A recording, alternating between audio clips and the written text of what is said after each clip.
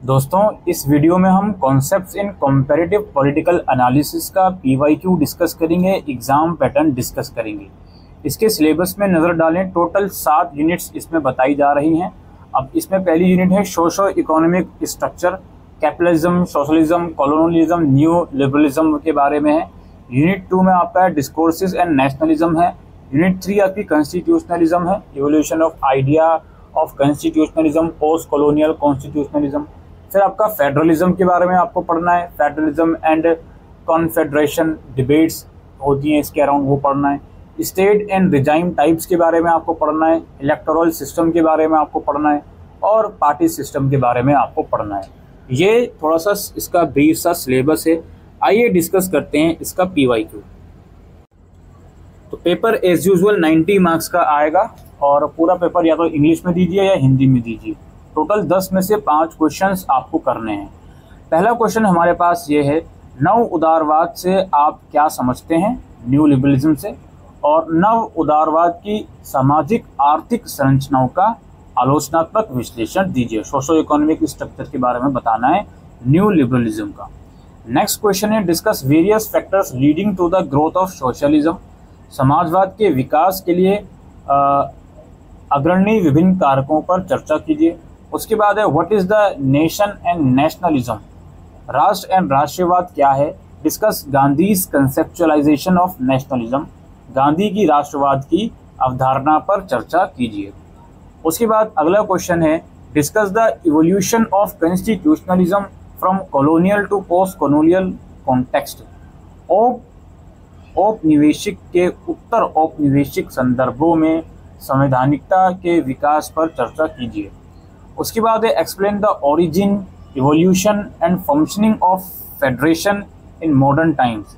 आधुनिक समय में संघों के उत्पत्ति, विकास और कार्य प्रणाली पर व्याख्या कीजिए। नेक्स्ट है, define security state, explain the role and importance of security state in the era of globalisation with suitable examples. सुरक्षा राज्य को परिभाषित कीजिए। वैश्वीकरण के युग में सुरक्षा राज्य की भूमिका एवं महत्व को उपयुक्त उदाहरणों सहित समझाइए। उसके बाद है, what is electoral system, distinguish between different types of electoral system. निर्वाचन प्रणाली क्या है, विभिन्न प्रकार की चुनावी प्रणालियों के बीच अंतर बताइए। और elucidate the basic characteristics of different party system. Discuss the importance of multi party system in modern democracies. इसका हिंदी में अनुवाद कर देते हैं, विभिन्न पार्टी प्रणालियों की बुनियादी विशेषताएं स्पष्ट कीजिए। आधुनिक लोकतंत्र में बहुदलीय प्रणाली के महत्व पर चर्चा कीजिए। उसके बाद है, describe welfare state, comment on the indispensability of welfare state in contemporary times. कल्याणकारी राज्य का वर्णन कीजिए। समकालीन समय में कल्याणकारी राज्य की अपरिहार्यता पर टिप्पणी कीजिए। उसके बाद दोस्तों लास्ट क्वेश्चन किन्हीं 2 पर शॉर्ट नोट है, डी कॉलोनाइजेशन और Fanon on nationalism, populist state और 2 पार्टी सिस्टम। तो यही दोस्तों इसका एग्जामिनेशन पैटर्न था। अब थोड़ा सा स्मार्ट वर्क आपको यही करना होगा।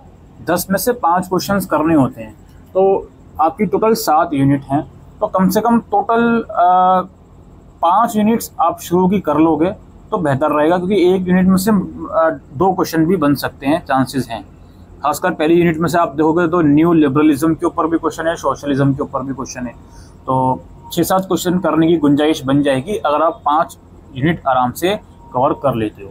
और जो भी यूनिट आप करो उसके सारे टॉपिक्स कवर कीजिए, सो दैट आपका एग्जाम्स के अंदर पूरा जो भी उस यूनिट में से आए वो एटलीस्ट आप अटैम्प्ट कर पाओ। देखो, एक स्मार्ट वर्क ये भी है कि इलेक्टोरल सिस्टम थोड़ी सी यूनिट आसान रहेगी। इसमें जो अलग अलग सिस्टम है उसके बारे में पढ़ लोगे तो ये तो आना ही आना है क्वेश्चन, सिंपल सी बात है। मल्टी पार्टी सिस्टम के बारे में पढ़ोगे तो वो क्वेश्चन आना ही आना है, सिंपल सी बात है। हालांकि हर यूनिट में यही कहानी है, बट ये थोड़ा सा ईजी हो जाता है। पहले भी आपने पढ़ा होगा ये टॉपिक्स, तो इसमें थोड़ा सा आसानी आपको हो सकती है। ऑलराइट, यही दोस्तों इस वीडियो के अंदर हम डिस्कशन करने आए थे regarding concept and comparative political analysis. Thank you.